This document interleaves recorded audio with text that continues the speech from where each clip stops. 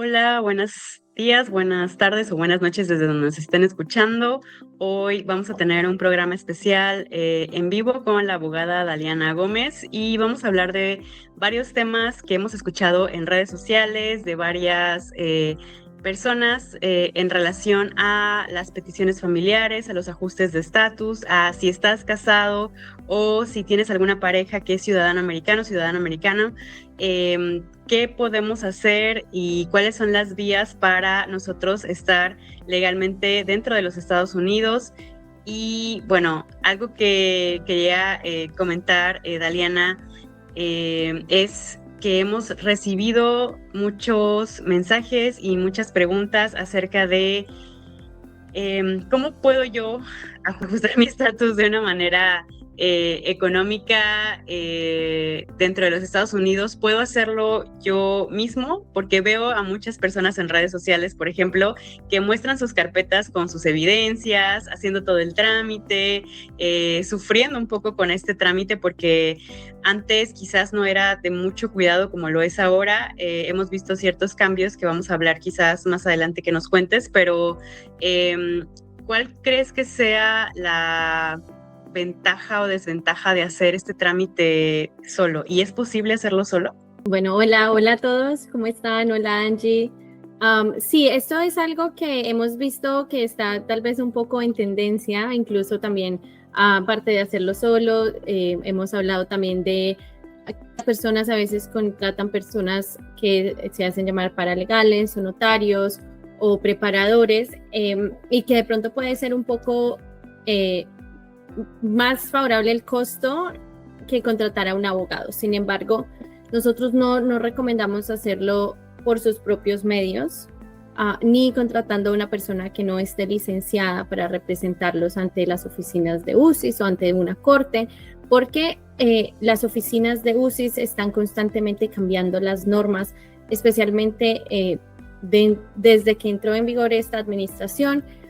Siempre hay un cambio, cada semana vemos que hay un cambio en las normas de migración. De hecho, uno de los grandes cambios que anunció esta administración en cuanto a las aplicaciones del ajuste de estatus es que ya no van a emitir lo que se llama la solicitud de evidencia o RFE, que es cuando UCIS revisa el caso y ve que de pronto falta alguna evidencia, entonces envía una carta al solicitante o al aplicante para que ellos envíen la evidencia que está, correspondiente. Ahora, UCIS no va a hacer eso, sino que simplemente va a tener la potestad de negar el caso inmediatamente. Si no está toda la evidencia que es necesaria, si no está todo lo que ellos estaban solicitando que se solicita o que es necesario, eso que es un requisito para la aplicación, ellos simplemente van a negar la aplicación. Dependiendo de los casos, tal vez la persona pueda volver a aplicar, pero va a perder el dinero de la aplicación, que en este momento está en $1,440, ¿sí? Va a tener que volver a presentar la aplicación y volver a pagar, ¿sí? Entonces, ¿cuántas veces están dispuestas las personas a presentar su aplicación, pagarle a UCIS $1,440 porque de pronto no están presentando la aplicación como debe ser o no están incluyendo la evidencia que es necesaria? Y siempre, por supuesto, nosotros vamos a recomendar buscar la ayuda, el consejo legal de un abogado, porque nosotros estamos constantemente actualizándonos y en contacto, o sea, tenemos muchos casos que están pendientes con UCIS, que están pendientes con la corte, ¿cierto? No sabemos estas personas que están haciendo su aplicación ellos solos, cómo entraron al país, si están casadas casados con un ciudadano o una ciudadana, o si es casado con un residente permanente. Todas estas, digamos, detalles tienen una repercusión en el momento de si UCIS va a aprobar o no va a aprobar la aplicación. Entonces siempre es muy importante como acudir a un abogado para poder tener el consejo legal. Claro, eso sobre lo que mencionas, sobre que te rechacen la solicitud y tengas que volver a pagar si es que quieres volver a aplicar, pues es un poco que lo barato te sale caro de cierto modo, o el no acudir con ayuda puede perjudicarte y puede salirte quizás más caro al tener la oportunidad de repetir la solicitud, porque no estoy muy segura, esta es como una duda también, ¿se puede volver a repetir la solicitud y cuántas veces es posible o hay una restricción acerca de este trámite? Bueno, básicamente sí se puede volver a repetir, ¿cierto? Se puede volver a aplicar, va a depender de por qué están negando. Y ojo, tú estás diciendo se rechaza la aplicación, realmente no, cuando rechazan una aplicación es como que devuelven todo el paquete, o sea, devuelven el dinero también, ¿cierto? Entonces una aplicación puede ser rechazada porque de pronto no está firmada por el aplicante o no tiene uno de los documentos que es necesario para poder entrar a la revisión por parte de un oficial. Pero a lo que yo me estoy refiriendo es una negación, o sea que el paquete es recibido por UCIS envía la notificación de recibido y una vez que el oficial de inmigración empieza a revisar el caso, dice, ok, aquí no está toda la información o toda la evidencia que nosotros estamos solicitando, simplemente voy a negar el caso, ¿sí? Y ahí cuando ya se niega el caso, la persona tiene la oportunidad de pronto de presentar una moción de apelación o una moción de reconsideración o una moción para reabrir su caso si de pronto UCIS no está teniendo como en consideración lo que ya se había presentado o está teniendo un error legal en el momento de negar la aplicación. ¿Qué pasa? Esta aplicación o esta moción para apelar o reabrir o reconsiderar también tiene un costo gubernamental que está, creo que cerca de los $800. Entonces es algo que va a implicar mucho más dinero para la persona que está aplicando sin tener como todo el consejo legal o sin tener todo el espectro de lo que está sucediendo ahora. De hecho, tengo unos clientes que ellos hicieron el proceso ellos solos. Desafortunadamente hay, digamos que una brecha entre la entrada legal de la persona que está ajustando el estatus y el momento en que aplicó para el ajuste de estatus y está casada con un residente permanente. Entonces, digamos, en ese caso, UCIS simplemente puede negar la aplicación. Y vienen a nosotros después, ahora, tenemos la opción de apelar la decisión o presentar una moción de reconsideración si tenemos suficientes evidencia o suficientes motivos o argumentos para hacerlo, o en el momento en que el peticionario se convierta en ciudadano, tal vez pueda volver a presentar la aplicación del ajuste de estatus, ¿cierto? Pero entonces es repetir todo un proceso que sabemos, como lo dije anteriormente, el ajuste de estatus cuesta más o menos $1,440 con el gobierno y una petición familiar está en $625 el costo gubernamental si se presenta en línea. Entonces, si las personas hacen estas aplicaciones ellos solos y luego tienen una negación, van a tener que volverlo a presentar. O sea, ese dinero que pagaron al gobierno lo van a perder. Claro, esto pues sí es crítico y más ahora con los nuevos cambios en USCIS, y algo que podemos hacer también contraste y referencia es que actualmente en Claxton Law tenemos un matter de revisión de casos de Family Petition, que es algo que comenzamos recientemente, para que si tú, por ejemplo, tienes dudas con tu caso o crees que es un caso quizás no tan fácil o que simplemente tienes dudas de si lo quieres presentar tú y avanzaste algo tú personalmente y quieras la revisión de un abogado y de un equipo legal especialista en inmigración, puedas pagar únicamente el matter de revisión.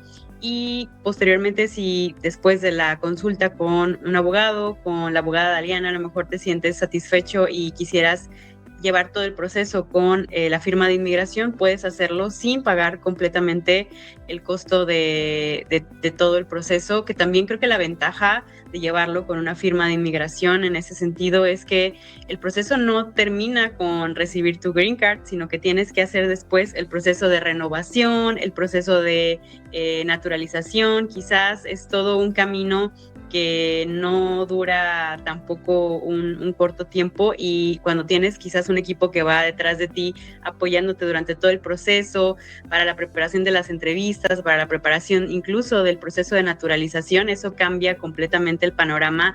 Y para alguien que a lo mejor no habla el idioma inglés al 100%, pues pueden tener un respaldo en el idioma en español, en este caso, para poder llevar el proceso con personas que pues lo han hecho miles de veces y han ayudado a muchas personas en este proceso largo, ¿no? Exactamente, Angie. En estos tipos de contratos, nosotros lo que hacemos es revisar la aplicación o la petición de las personas que ya lo han presentado, y con base en eso ya digamos que elaboraríamos otro tipo de contratos si tenemos que volver a rehacer toda la aplicación porque tal vez tiene muchos errores, tal vez está incompleta.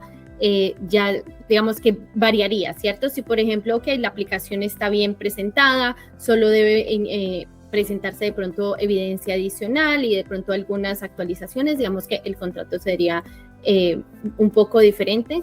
Digamos, una de las ventajas de tener el abogado o de contratar nuestros servicios en este caso es que nosotros hacemos el acompañamiento en todo el proceso hasta la entrevista. Sabemos que ahora en esta administración están llamando a entrevista a todas las personas que están aplicando para ajuste de estatus basados en la petición familiar, y con nosotros hacemos sesiones de preparación para la entrevista y hacemos el acompañamiento a la entrevista también, ¿sí? Porque tal vez hay personas que pueden decir, bueno, pero es fácil, entre comillas, o es solamente lo que dice el formulario.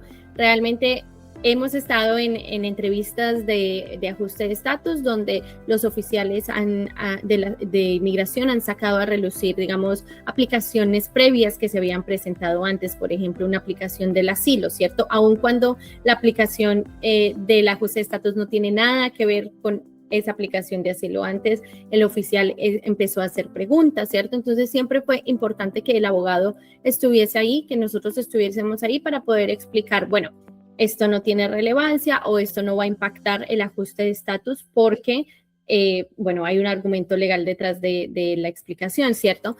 Pero es algo que si la persona, por ejemplo, en este caso mi clienta, hubiese ido sola, tal vez le hubieran negado la aplicación, ¿sí? Hace 2 semanas, creo, estuve en Orlando en precisamente una entrevista de ajuste de estatus, y el oficial nos aprobó la petición inmediatamente. Creo al día siguiente ya teníamos la aprobación, después de que había sido un caso que le habían negado a nuestra clienta inicialmente. Entonces, por eso yo siempre recomiendo el acompañamiento de un abogado, porque yo entiendo que puede ser un poco más costoso, pero vale la pena porque nosotros tenemos la experiencia y esto es un ámbito que continúa cambiando, cambia constantemente bajo esta administración sobre todo, ¿sí? Entonces es importante estar con el acompañamiento de alguien que tenga la experiencia y que esté constantemente actualizado. Claro. Sí, creo que eso es clave en este sentido, y muchas personas también recurren a algunas páginas que son páginas que no son como tal una página de una firma de inmigración, sino son asesoría legal que a lo mejor revisa que hayas llenado a lo mejor todos los formularios correctamente cuando tú los haces, y si pues algo sale mal o por ahí no tienes alguna asesoría legal más allá de la revisión de los formularios, pero tu caso a lo mejor puede que sea más complejo que eso, que puedan preguntarte cosas que salen de cualquier formulario que te estén dando a llenar, es cuando las cosas se pueden complicar, ¿no? Exactamente. Y aquí también una duda, porque esto también lo vi comentando de una influencer, de una persona que dio su recomendación y su experiencia acerca de al hacer esta aplicación de Green Card por primera vez con una de estas páginas de Do It Yourself, en donde tú llenas los formularios y pagas una cantidad muy económica para presentar tú misma la solicitud. y me comentaba que, bueno, esto lo recomendaría como desde su experiencia cuando el caso no es difícil, pero cuando el caso es difícil no lo recomienda. Pero esto queda muy vago, es decir, bueno, ¿cómo se considera un caso que sea difícil y un caso que no sea difícil bajo estas circunstancias actuales? ¿Tú qué opinas al respecto? Bueno, como dije inicialmente, independientemente de si es difícil o no es difícil, siempre vamos a recomendar la asesoría de un abogado porque el simple hecho de presentar la aplicación bajo esta administración ya puede ser difícil, ¿sí? No sabe, digamos que los cambios que han habido en las políticas de UCIS requieren la experticia de un abogado, ¿sí? Presentar, digamos, toda la evidencia, asegurarse de que se está incluyendo todo el paquete, ¿sí? Porque tal vez estas aplicaciones que realmente no he visto mucho, bueno, escuché por lo que tú me has contado, pero no las he visto realmente. No tengo claro cuánto puedan cobrar, pero si son $300, $400 más los costos del gobierno, ¿cierto? Si hay una negación, estamos hablando más o menos de $2,000, $3,000 que se están perdiendo porque va a tener que volver a presentar la aplicación. Y luego, tal vez va a tener que acudir a un abogado, entonces va a tener que pagar los costos de un abogado más los costos que ya perdió porque simplemente presentó la aplicación solo. Digamos, casos difíciles. Los costos de las nuevas fees también, o sea, es prácticamente si hubieras pagado 2 veces una asesoría legal de calidad y respaldada por una firma de inmigración, si es que no sale bien en la primera oportunidad. Exactamente. En casos difíciles, diría yo, las personas que han entrado sin inspección a los Estados Unidos, ¿cierto? De pronto que hayan cometido algún delito, que hayan cometido alguna infracción de inmigración. Son muchas, realmente no te puedo decir exactamente cuáles, pero eso sería como algo que yo consideraría difícil. Sin embargo, incluso una persona que ha entrado con visa, que todavía está con el estatus legal en este momento y planea hacer el ajuste de estatus basado en una petición familiar, incluso a esas personas yo recomendaría que consultaran con un abogado antes de hacerlo para poder ver la mejor vía para hacerlo y cuál es la estrategia que se va a utilizar, porque recuerden también que las personas que entran con visa entran diciendo que van a operar bajo los parámetros de esa visa.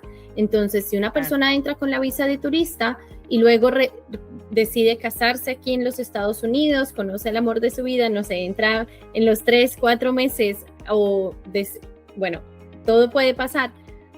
Es muy importante que el oficial que el oficial de inmigración entienda que la intención inicial de esta persona de entrar al país era para efectos de turista únicamente y simplemente las circunstancias cambiaron, ¿cierto? Pero ¿cómo voy a demostrar eso? ¿Cómo va a ser el argumento? ¿Qué se va a presentar? ¿Cierto? Todo eso es lo que nosotros hacemos y digamos conocemos porque vemos muchos casos de este tipo y hemos ganado muchos casos de este tipo, pero es muy importante cómo se presenta el caso y la evidencia que se presenta también. Claro, y también, bueno, existe la posibilidad y el contraste de estos casos en donde la pareja no ciudadana o no residente se encuentra fuera del país y entonces también tienen dudas de qué podrían hacer desde antes.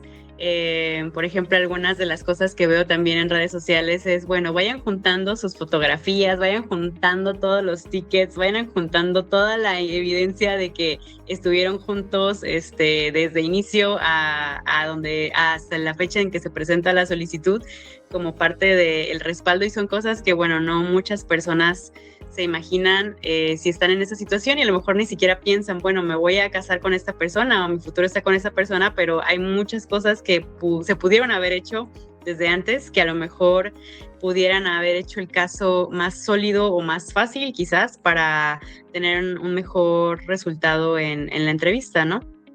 Sí, sí, es cierto. Y de hecho, cuando los clientes llegan a nosotros, eso es lo primero que nosotros decimos, de empezar a recolectar la mayor cantidad de evidencia posible, lo que tú estás diciendo, exacto, los recibos de viajes que hayan hecho, las fotografías, ¿cierto? Cartas de personas allegadas, siempre vamos a encontrar como...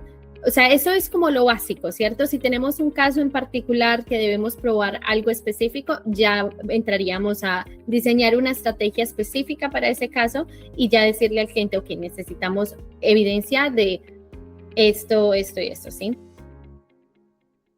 Claro, dependiendo de la dificultad del caso, es que la evidencia se vuelve más específica y detallada, personalizada para el caso y para su éxito. Exactamente. Bueno, creo que hemos cubierto bastantes temas sobre esta duda que tenía el público respecto a los casos de peticiones Green Card. Y bueno, respecto al Public Charge, que es un tema que estuvimos hablando también anteriormente, estos efectos del Public Charge de esta nueva, pues algo que va a entrar en vigor en septiembre desde USCIS, ¿va a afectar también estos casos?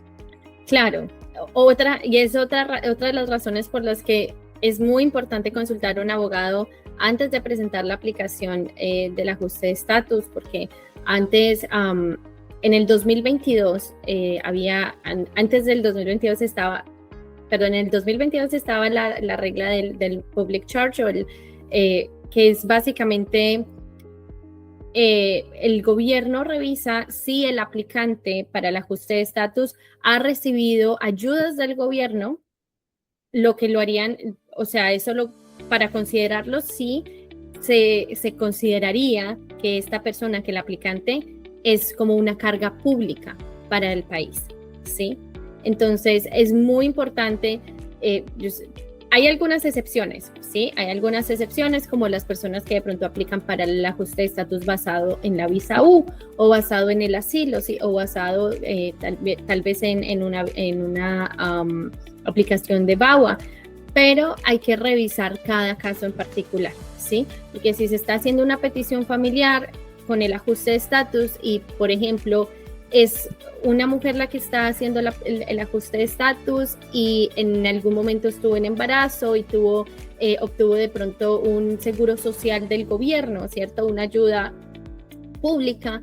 Es posible que esto la vaya a restringir de a obtener su residencia, ¿sí? Entonces es muy importante siempre como revisar con un abogado, porque hay formas en cómo se puede como...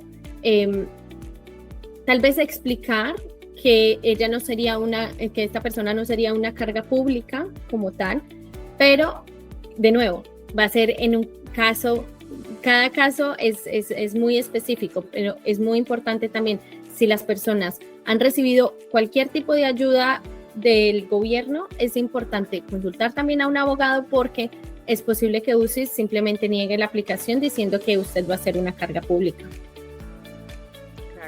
Y cada vez es más complicado el hacer quizás todos esos trámites tú mismo, pero eso no quiere decir que estos casos sean complicados bajo los argumentos y bajo la dirección de especialistas en inmigración, que creo que también es algo que hemos visto mucho, casos que fueron negados y que ahora pues tienen su green card o tienen su naturalización y han hecho su proceso con nosotros después de haber tenido a lo mejor algunas malas experiencias, y aún hay posibilidad de éxito. Simplemente son cosas muy detalladas y muy personalizadas de cada caso que creo que deben de revisarse, y por eso, bueno, reitero que podemos revisar tu caso, sea de asilo, sea de petición familiar, por si tienes dudas al respecto. Todo agosto vamos a estar teniendo esta promoción en la que si revisas tu caso con nosotros, tú podrías al final de la consulta, y obviamente dependiendo de la dificultad del caso y de la experiencia también del abogado en revisar con detalle qué argumentos son los necesarios, se puede llegar a acreditar el precio de la revisión sobre el caso total. Entonces no es una pérdida al final el revisar y de nuevo contratar, sino que todo agosto tienes la oportunidad de revisar tu caso y de con ese pago inicial que ya hiciste, acreditar el costo total sin que eso represente un doble costo para ti después de hacer la revisión. Entonces creo que esa es una gran oportunidad que tienen muchas personas de revisar, de si tienen dudas, creo que es el mejor momento también, ya que todos los cambios que estamos viendo suceden de un mes para otro. Puede que las cosas también sean o se vayan haciendo quizás más complejas o complicadas para tu caso en específico, y es creo que el momento para hacer muchos de los trámites o sacar y desempolvar el caso viejo que tienes para poder revisarlo y tener una mejor oportunidad en corte en el caso de los casos de asilo, ¿no? Exacto. E incluso en los asilos afirmativos. Ahora estamos viendo que en algunos estados ICE está enviando cartas a algunas personas que han aplicado para el asilo, pero que incluso, o sea, personas que entraron con la visa de turista y aplicaron para el asilo. ICE está enviándoles unas cartas diciendo que deben asistir a las oficinas de ICE para hacer el chequeo con ellos, porque ellos se quedaron más del tiempo autorizado por la visa. Y en muchos casos están deteniendo a estas personas.